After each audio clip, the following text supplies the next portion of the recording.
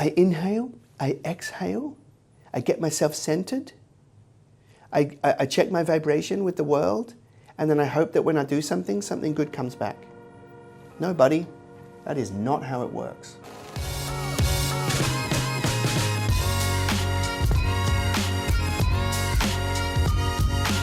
Well, welcome back to episode 3 of Wes Reacts. I'm a kingdom entrepreneur. I'm doing business to advance the kingdom of God.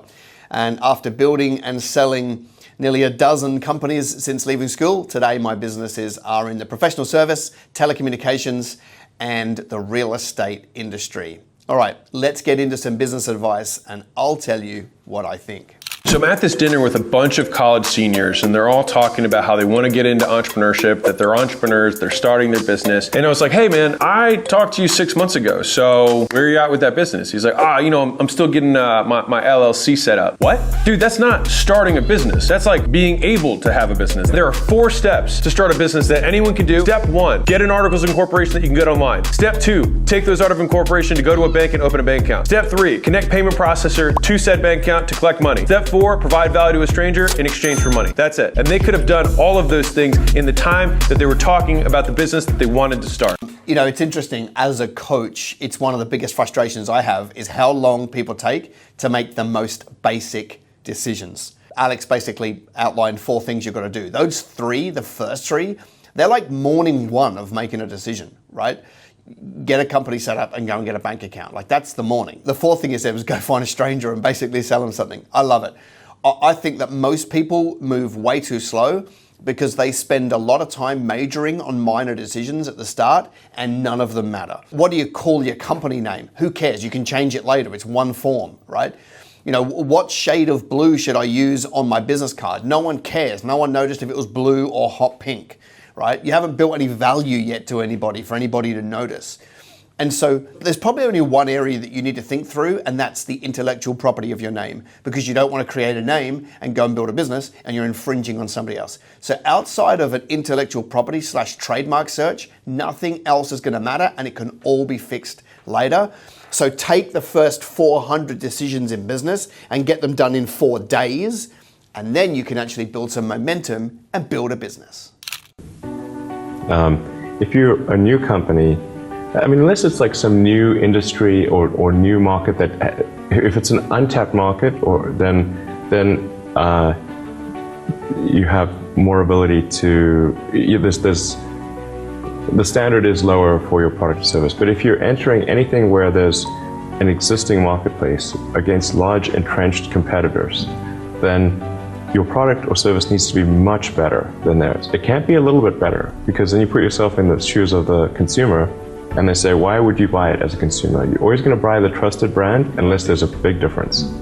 So a lot of times, an entrepreneur will come up with something which is only slightly better. Yeah, Elon's 100% right. Actually, he said that if you're going into a market that has entrenched large businesses there, you should do this. But actually, it should just be a great discipline from the beginning. Let's drill it down to a basic business piece of advice. We're talking here about your brand promise or your unique selling proposition, right? What are you going to the market with that's unique over everybody else, right? How are you solving a bigger problem than everybody else in your market? How is the perceived value of your products and services better than what else is in the market?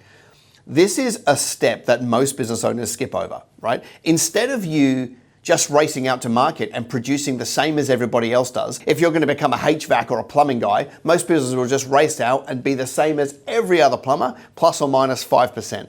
It's like the market can't pick a 5% either way variance. What you'd be better off to do, right, is actually sit down with a notebook and an internet and research and actually ask the question, how could I solve a problem for my market that is bigger and better than anybody else is solving? How can I add more value to the relationship? If you can do that and build your systems around it, you will go into the market completely unique. Unique means that you'll be able to cut out a niche, and it means also you won't be competing on price. So actually take some time to figure out before you go into the market how you can bring something better than everybody else, at least perceived to be better and more valuable. If you do that, you'll get massive momentum from day one. don't become an entrepreneur just to make money, because it's fake money. Exactly. And they're fake assets. And you got fake teachers. You know, some of the biggest fake teachers are your financial planners. Oh yeah, let me tell you what to do with your money. Give it to me. And they're not bad people. Are school teachers bad people? I would say 60% are good people. Most of them just want a paycheck. Is this a good time still to become an entrepreneur using the internet? Look, if you're an idiot in real estate, you're still an idiot. So if you're going to be an entrepreneur, online is one way, but you're still an idiot if you're not good at it. What I say to people is this: it's not how much money you make, which I cover in fake, it's what you do with the money. One of my pet hates is people that jump online and give advice today that they clearly never took when they started. It winds me up big time. All these people sitting on their high horse saying, you should do this right now. It's like, yeah, but that's not what you did, buddy, when you started. So Robert Kiyosaki, who I'm a fan of in terms of learning really basic real estate investing advice, right? If you want advanced, he's not your guy. But for very, very basic stuff, he's good. But he's sitting in this video and saying, don't go into business to make money because money's fake. When I first started, I needed a roof over my head. I had a baby girl. I had to buy food. It was really, really important. You can make it as fake and conspiracy as you want, but I actually needed money at the start so that I had money to put into digital marketing so that I could actually grow a business. So don't get caught in this rubbish that money's fake and you don't need it. You need it. It is the oxygen. It is the cash flow that keeps your business alive. Sorry, Robert. Terrible advice. I just take a step back. I go, I take a moment, literally just get nice and calm, relook it again, and then I just go, does this feel good, feel bad? Literally. If it feels right, do it. If it doesn't, don't. If it feels right, do it. If it doesn't, don't do it. Terrible advice. My Bible tells me that the flesh is weak and that I need to be careful about the lust of the flesh. If I did everything that felt right, I would probably be a junkie in a gutter right now. No, you need to be able to discern what's right, what moves you towards your ultimate goal and your outcome. And it is not going to be giving yourself over to everything that just feels right and your gut instinct. You're going to have a different framework, a higher framework that leads to much better outcomes. I inhale, I exhale, I get myself centered, I check my vibration with the world, and then I hope that when I do something, something good comes back.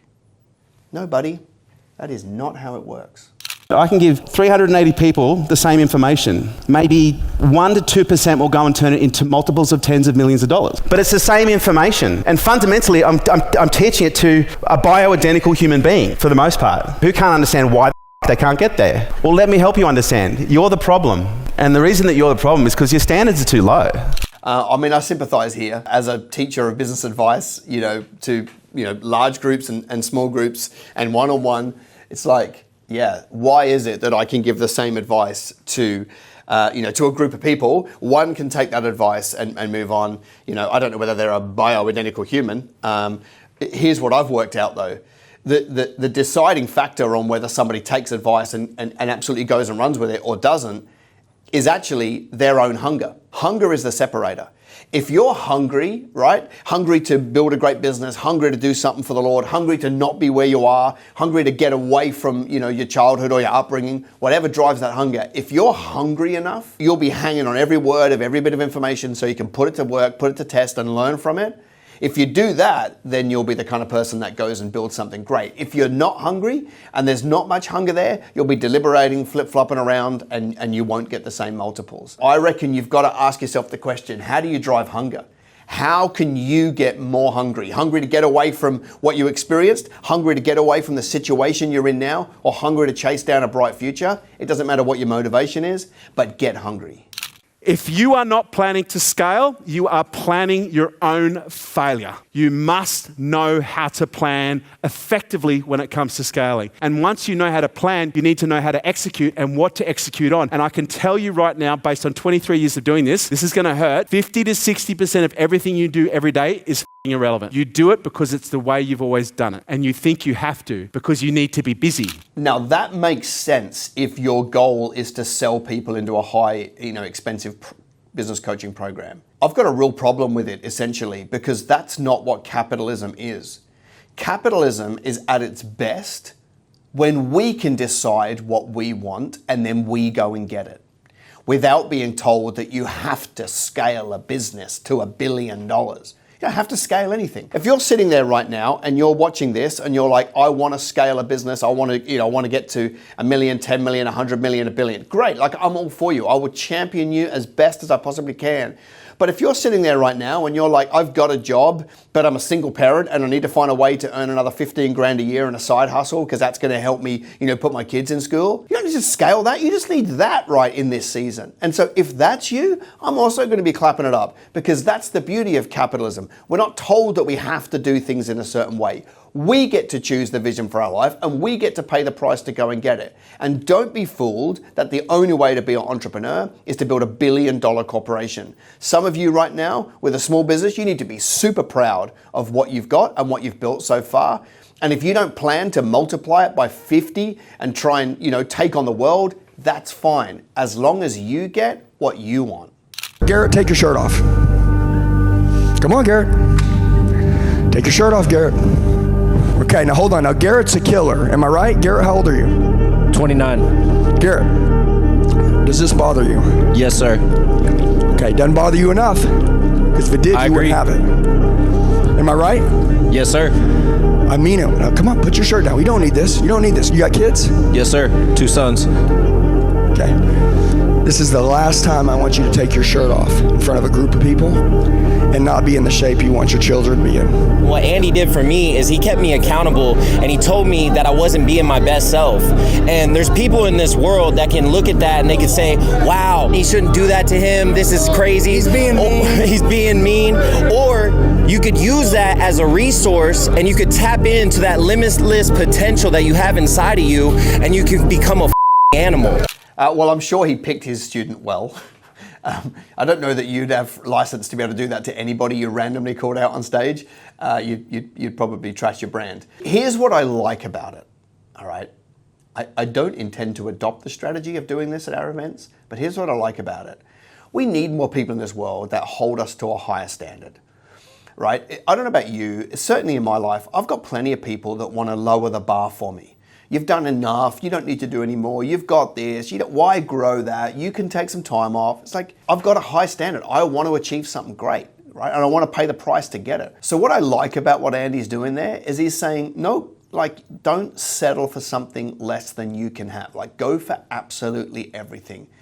And as much as I won't be getting people to take their shirts off at our events, I do like the idea of holding people to a higher standard.